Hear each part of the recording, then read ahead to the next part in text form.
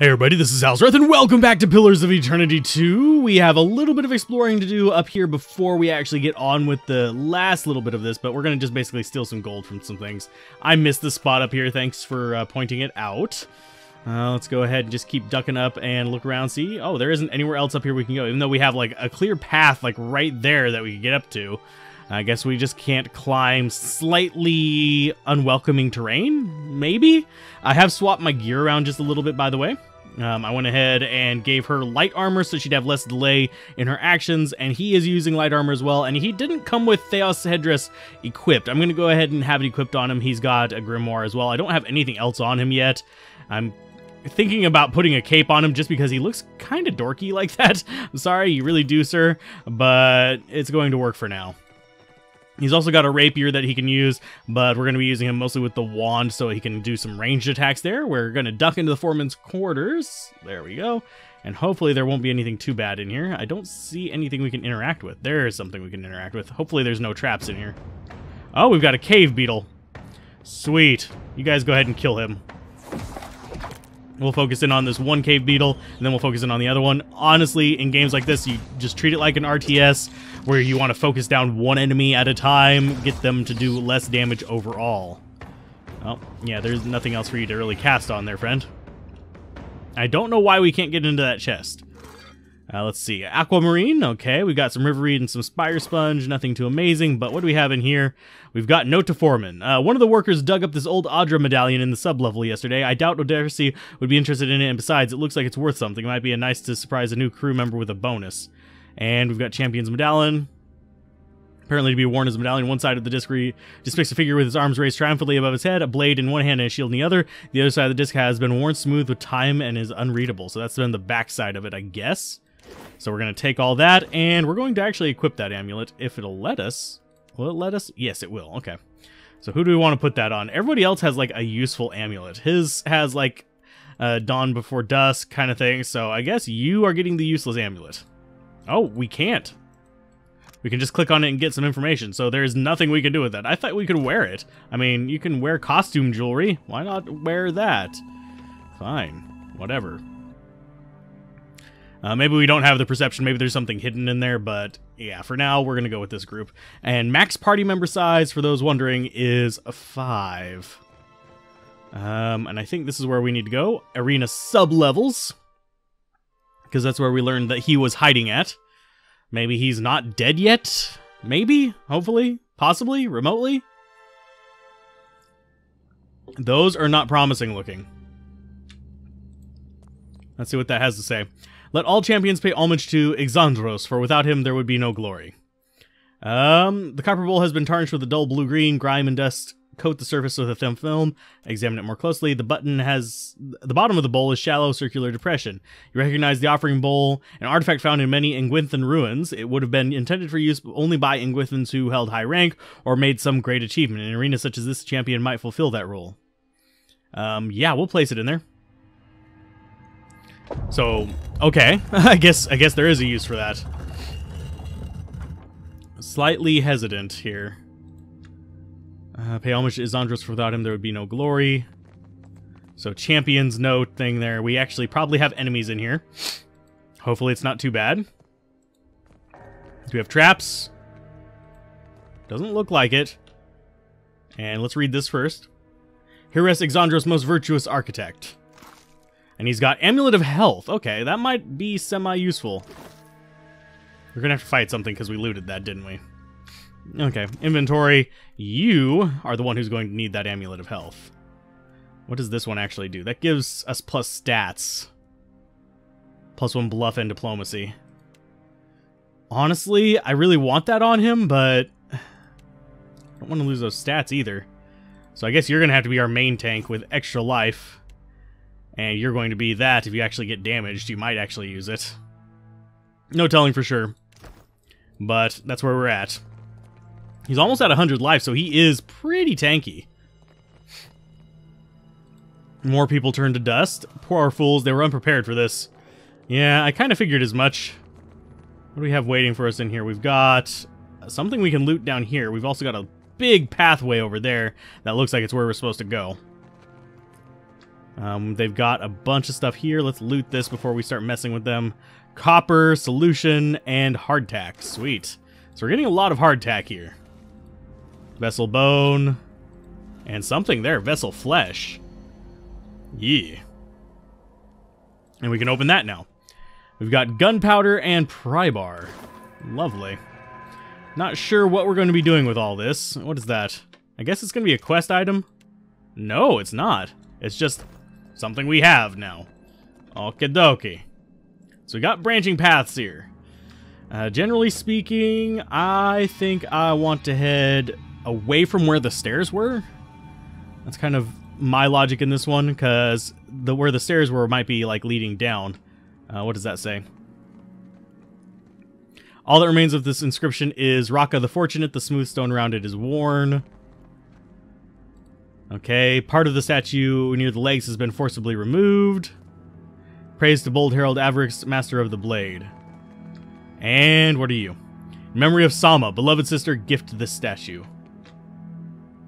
Now we're heading down deeper. This does not look promising. Got something growing up here. Don't want to stand on those. These ornate bronze fixtures appear to be braziers. Or braziers, sorry. Braziers. Bubbies. Soot lines the interior of their metallic petals. You spy fresh coal beneath the filigreed grating. Someone lit these recently. Had you had the means, you might do the same. Let's leave it alone for a moment. We'll come back to that. We actually do have the ability to light it because we have 2 torches. What's over here? Stealth up. Okay, so we've got 2 wyverns. Or, sorry, brine imps. They haven't... Oh, we've got 3. So let's see. You go after him. You go over here. You begin casting Pillar. And you begin casting... Minor Missiles. And we've begun combat. I think we're going to get discovered before we get up to them. Boom. Oh, geez. We've got something else shooting away. Oh, never mind. We basically have almost taken out that brine imp. And you got hit by something there, friend. Let's go ahead and... Oh, yeah, you're using something already. Sweet. You go after him. And you're going to use this lovely skill to try and beat the living crap out of him. Sickened. Sweet. So it deals some damage to him. And you 2 are going to help with the rest of these guys. Oh, wow. They went down quick. So beat the crap out of them. And there's a bunch of things we can shoot over here. Oh, okay. I'm not going to do melee on those because they actually have little flame symbols on them. That might be a bad idea. Let's see. I'm going to have you move up. Let's see. Is there anything we can loot? Let's loot this first. We got a hammer and chisel and a tattered note. Wasn't sure about the constructs at first. These new techniques may be less extreme than those eccentrics like Gavino, but it gets harder to remember that once the hulking things are moving around like large, noisy, witless dolls. The constructs require daily maintenance, and they make workers uncomfortable, still they've been effective deterrent to the local wildlife, and I have to admit, I started to feel safer with them standing nearby. O'Derry despises things and avoids them if possible. That alone is a considerable benefit. Sweet. Has discovered something. Sweet. So you're going to investigate that in just a minute. We got ourselves another scepter. So it doesn't look like there's anything else up here. You are going to go ahead and get up about there. So you get to investigate this thing. Because, frankly, I don't trust anyone else to do it. Ooh, aquamarine. That was absolutely useless. So back up. Everybody get at a safe distance. You're going to shoot those. Attack it. Yeah, I don't want her getting close to it. And it says nearly destroyed.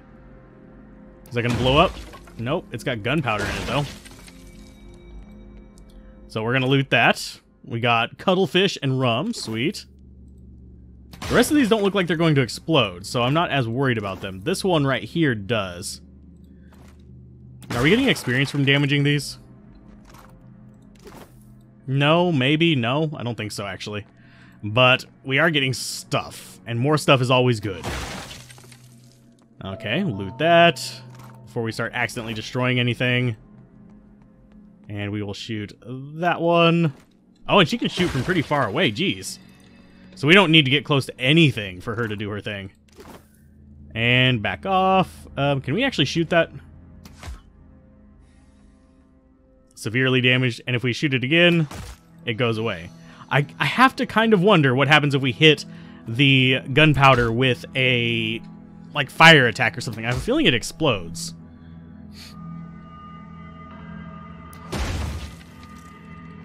I don't want to really test it whenever we're close to it, though. There you go. Destroyed the pile of gunpowder. So, inventory time. What do we have here? Salt. Just more crafting stuff, I guess. Or cooking stuff. This might be... It's exactly the same as the one you already have. So you could, like, do dual scepters or something. Hurrah! But that doesn't give him a bonus because he actually has one-handed skill. So, I might want to retrain that later on. But for now, we're not going to. This looks like it's leading back up to the area we just kind of came from. Yeah. Oh, what the hell are you, will-o-wisps? Okay, so this is going to be like a juncture point. So, let's see. You need to do... Hits interrupt target, so we're going to do an interrupting shot on you. Immunity from a bunch of afflictions. You are going to do a meteor. And you guys are just going to come up and start bashing on it, I guess. That's pretty much all you really have to do.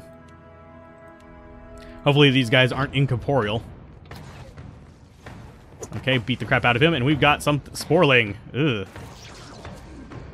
Okay, so you guys get to start beating the crap out of the Sporling next, and the Will-O-Wisp just kind of went away quickly. So we may want to actually focus in on the Will-O-Wisps in just a moment. But these guys aren't doing a ton of damage to us, and I'm feeling this Sporling explodes when it dies. Nope, it doesn't. Sweet. Things don't explode when they die. That's always a good thing. And that thing is not very durable. Bloodied Will-O-Wisp. But Will-O-Wisps don't have blood. Oh, whoa. What? Just vanished? Oh, it teleported. Okay. That was kind of cool. Dank spores, them dank memes. Select everybody. Okay, so we have branches off of this one that go northwest. I think we want to go do that little lovely area to the side now. Doesn't look like there's... Oh, what does that say? That's probably up to the other areas. The walls have collapsed inward, barring any further progress. And we don't have a way in there, I don't think. Oh, do we? Yes, we do. Nothing in here, but hey. Let's go ahead and get that. Oh, jeez. Oh, what did we encounter? I don't see where it is. Oh, it's a Will-O-Wisp. Okay. And once per combat, we can actually use really, really deadly spells, which just rip these guys to pieces. So, Will-O-Wisp dead. We don't have anything we can loot off the Will-O-Wisps, unfortunately. So, what's further in? We need to go into that little cavern area back at the very beginning as well. So we need to remember that on the way out. So there's up. Another stone person. Or ashen person, sorry. Let's go ahead and loot from them. Vessel Flesh, Corpse Pyre. Copper Pyre, sorry. We're probably gonna have another enemy down here. No. Oh, a construct. Great. Don't you have actually something to boost against constructs? Withdraw a Pillar of Faith. Thought you had something. No, she doesn't. She has a skill that she can get, I guess, for it. So, Barbs of Condemnation on you. You'll go with the... let's go there. And have you guys go up and attack it. Oh, there's two of you guys. Great. Oh, and he's immune to the barbs, I guess. So you get to start doing your magic missile-y shit. There you go. You get to do... Smite, possibly? there on him, just to keep him from beating the living daylights out of us. You need to do your little stabby against him. There you go. Oh, and he's not really a good enemy to actually be doing those things against. Okay, so he's immune to knockdown, too. Yikes. And that looks like somebody that we need to interact with there. Boom. Beat him to death. Take him down. Make him burn. Ruin his non-existent life because he's a machine. Bye. Oh, and we can only loot one of the bodies? We got pyrite. Sweet. What do you have? Got Veloon, we got another pickaxe, some swords. Well, a sword. So that room was junk. It was just 2 enemies. We did get experience off of it, so... At least I think we did. Do we get experience for killing those guys? Rusted Construct. I don't think we actually do. I think we only get experience for quests. That means that those guys are absolutely pointless to fight. We're 300 away. What's up here? This looks like we're gonna have a slime or something. Oh, geez. Unpause. Okay, so we've got specters of some sort. Essence Anomaly. You need to do your smitiness on that. Go ahead and fight him. You guys need to fight him as well. Get up there, do your thing. And you are casting a defensive spell. I kind of need to get him to stop casting that defensive spell. It's a waste of his mana. You get to back the hell off of that. Nuh-uh. Nuh-uh. Nuh-uh. Go away. You guys know. Do that number. You get out your sickle. Start beating on him. Stabby, stabby. Oh, that worked good. Oh, and I forgot I put him on. He still has 2 scepters on. Okay. Herp-a-derp. I actually didn't want him to have both of those. Drop it. There you go. Now you only have 1. Kind of only wanted you to have 1. We interact with anything here? No, of course not. And this brings us up behind where we were before. We have so many, like, winding paths in here. I kind of wish we could actually have, like, a map or something. Oh, yeah, we do. We do have a map. Okay. So we've got Trial of Flame. You've got Collapsed Hall. Got Menagerie. And the Entry Hall and the Tomb. So this leads back up there, and that goes there. And this looks like the Uldris Workspace. So we don't want to go there just yet. That's going to be the end of the quest. So we need to do all the rest of these areas. What's in here? Probably another enemy. That's probably Uldra himself. If I had to guess, that's Odresi. Frozen mid-stride, this grim figure is turned up toward the colossal pillar of Audra that dominates the chamber. The ashen corpse outstretched hand rests upon the crystal's dulled surface, clutching tightly to the remnants of a fist of bundled papers, bound together by a leather cord. Several more pages are scrapped on the ground at your feet. Was Ollie a bit obsessive, but he was a good enough fellow. I hope this was quick, whatever it was. He leans forward as if to close the figure's eyes or smooth its features, but merely clasps his hands with a troubled frown. As you pull the papers free, the ashen figure gripping them sloughs away, disintegrating into a fine plume of dust. Yay, we've got his notes. Standing here by a lone figure, you are struck with a feeling of dread. The air around you, the very motes of ash and dust, all is stagnant and still. The feeling grows worse when you look up at the Audra and sense no energy flowing into its surface. It is as though it has been disconnected from the wheel. Oh, geez. Oh, we're gonna have cinematic, I guess.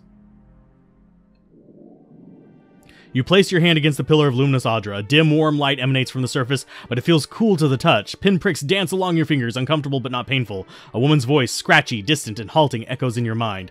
Find your soul in him. You concentrate, peering into the Audra's energy as you peer into a soul. Its inner light blinding, but as you become accustomed to it, you perceive the core of the Audra itself, a churning mass of millions of soul fragments. With a jolt, the energy reaches out to you.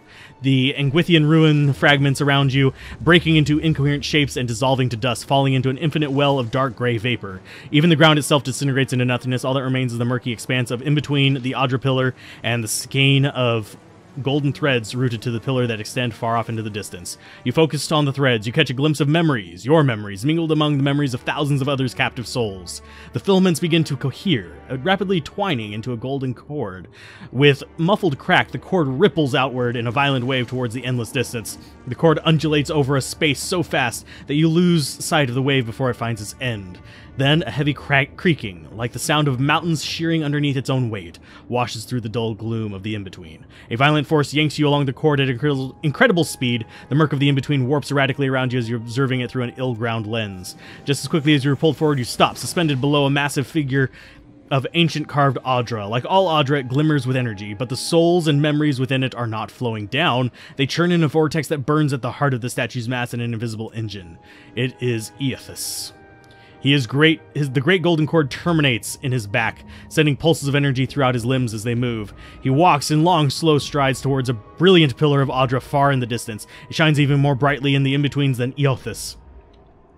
From within the teeming throng of souls, dozens of eyes look out to you. Through the cord, their collective anguish and despair push at the edges of your mind. Help us, please help us, their voices echo in your mind. Somewhere within their ranks, you can feel the presence of your own soul slumbering deep in the gyre. I'm debating. Eothas, stop! Stride slows and stops. His head pivots until its great burning eyes are cast back along the cord. As his gaze meets yours, you feel an overwhelming rush of incredible joy mingled with profound sadness. You have sensed similar anguish in lost souls, but never with this intensity. A soothing voice drifts into your mind.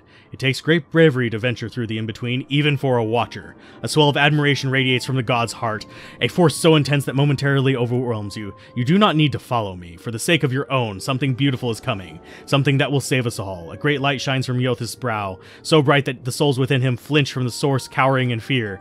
Through the glare, you see Eothas' massive arm reach up to grasp the golden cord, the tether carrying energy from the Audra pillar to him that also suspends your consciousness. Wait! Time cannot stop for any of us, Watcher, even me. Eothas yanks the golden cord, pulling it from his back. The cord tears into filaments that blacken and dissolve to dust. Without pause, he turns to resume his stride toward the distant pillar of Audra, shining in the boundless horizon. You hear the souls within him cry out for just a moment, before consciousness is snapped away from them. The in-between goes dark. For a second, you feel a mix of nausea and a sensation like spinning and falling. Then the moment ends. Your consciousness is returned to Engwithan Arena.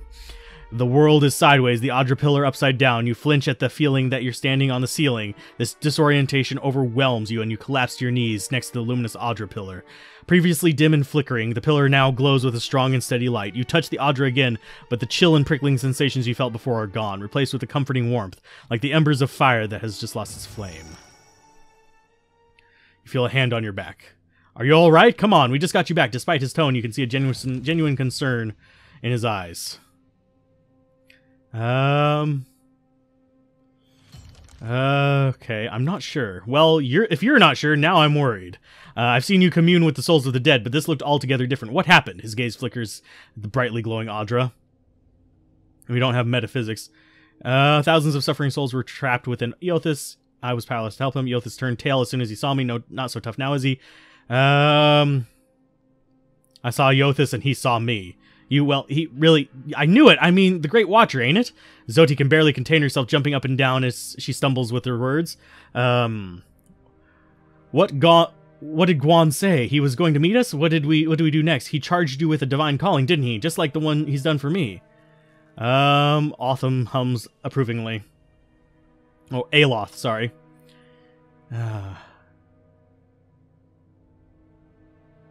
He's after Luminous Audra, and we've got to stop him for... he's headed towards another pillar of Luminous Audra. I want to keep these people in the dark as long as possible, honestly, because I don't want them abandoning me. How hard can it be to find in a chain of thousands of islands? I wonder what he's after, and why he's giving me these dreams. The things I've seen, they leave a mark on your soul. She rubs her arm despite the balmy air. I may not know what Gon's plan is for me, but clearly he wants me to meet you. Aloth nods, a quiet smile across his lips. Okay, so we're going to go ahead and dismantle you. There you go.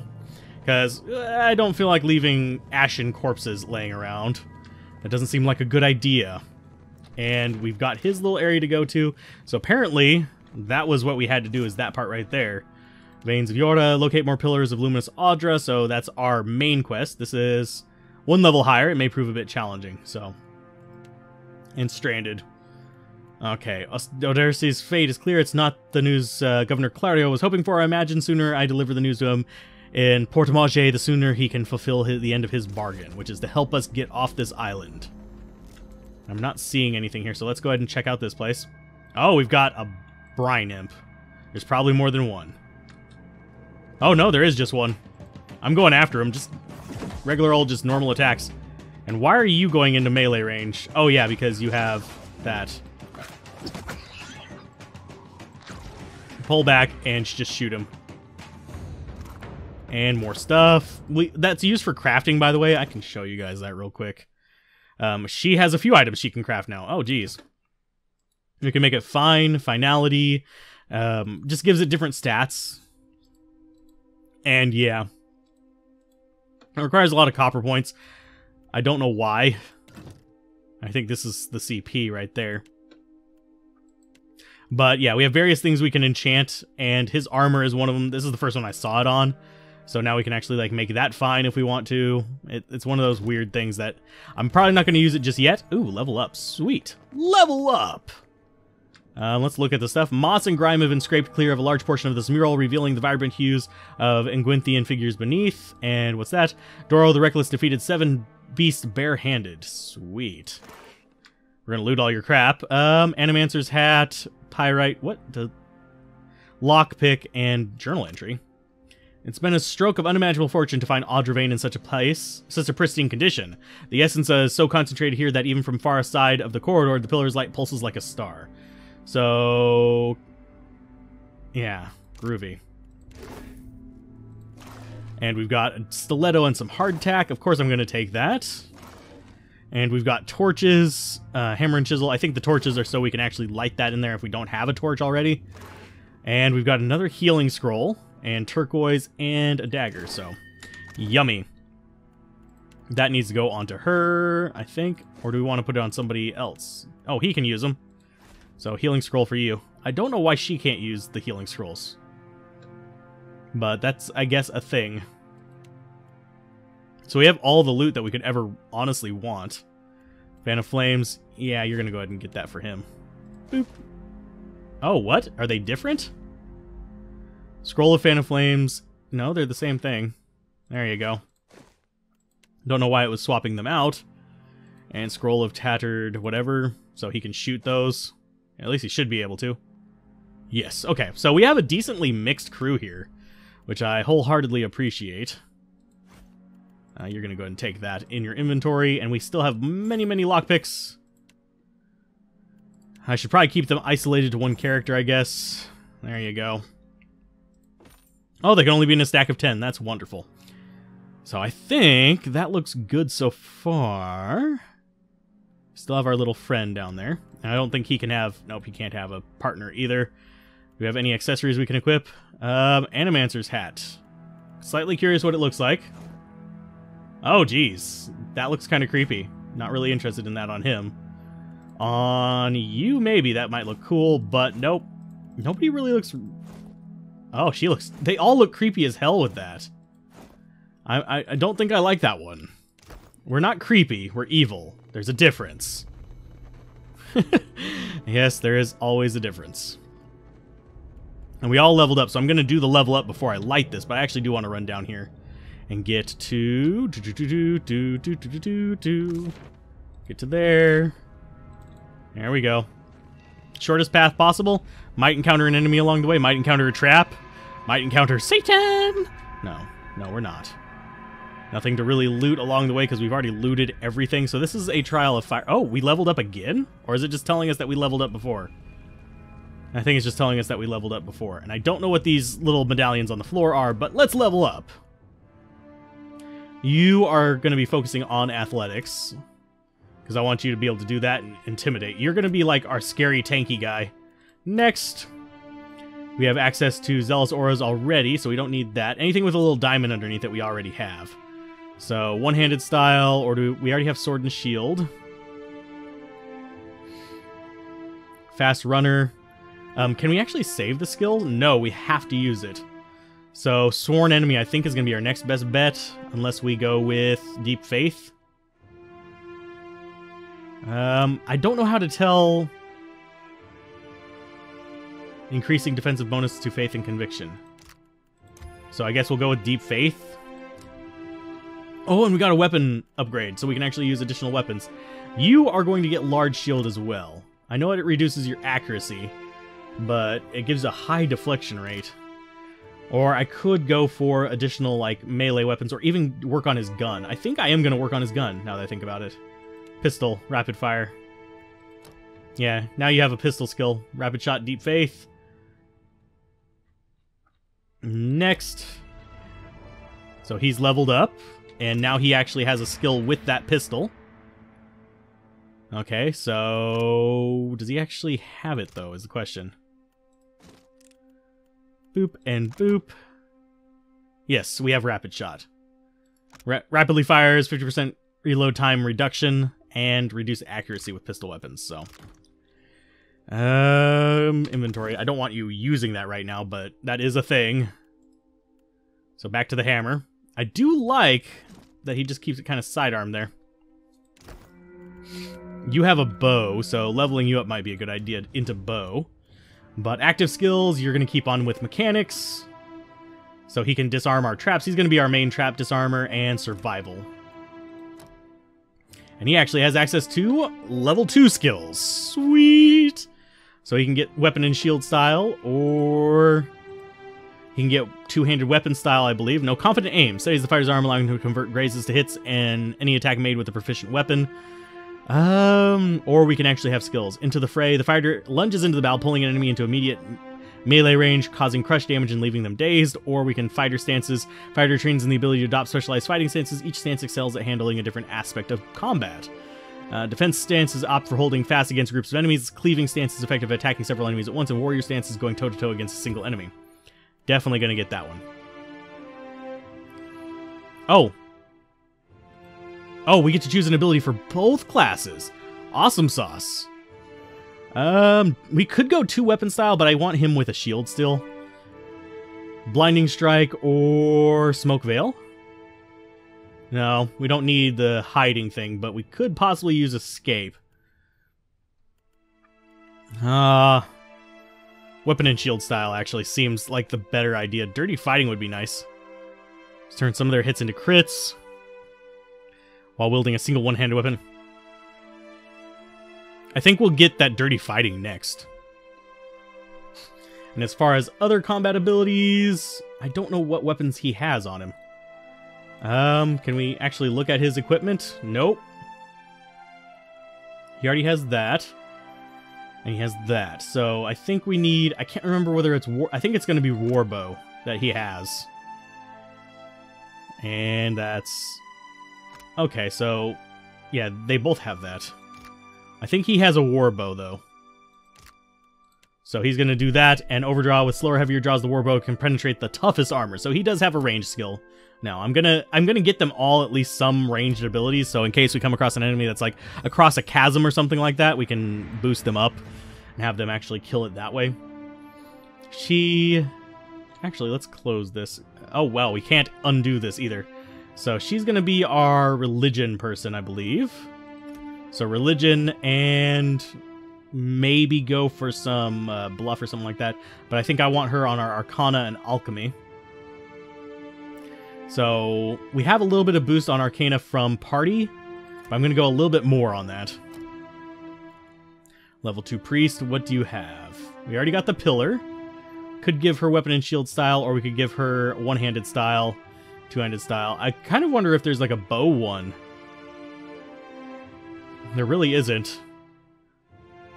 Let's see. Holy Meditation clears the mind, spreading that clarity to nearby allies, granting a resolute inspiration. Repulsing Seal, place magic skill for it prevents enemies from that sends enemies sprawling in combat, causing them to become prone. Grants the target ally the fit inspiration for an extended duration. We already have that ability. I think we want Ionic or possibly one of the Holy Powers. Suppress Affliction. Detrimental conditions through sheer force of will, temporarily suspending hostile status effects on allies in the area of effect. That might be actually really good. I think we want that. And she has crossbow and that. Do we actually have a mastery for her little scythe? I think it might be the hatchet mastery. So she doesn't really have any other weapon masteries she needs.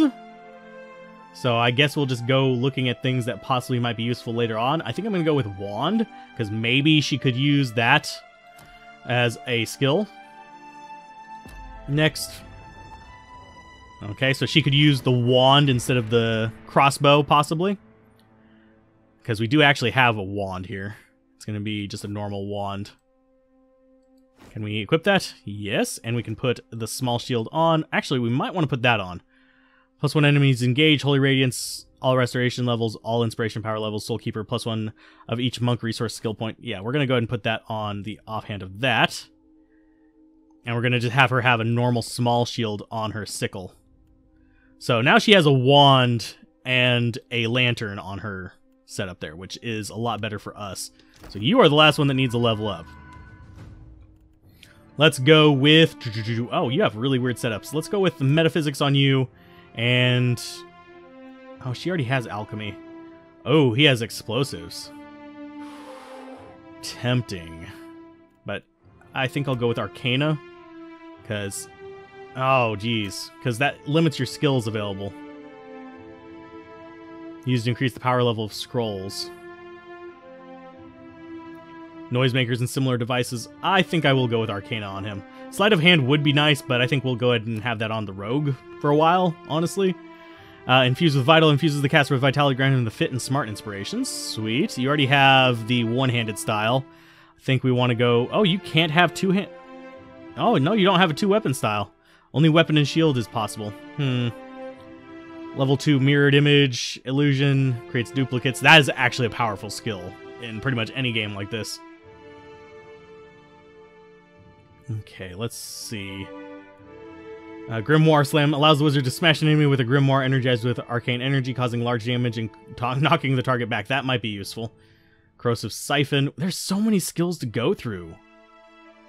Ghost Blades. I think we might want Ghost Blades.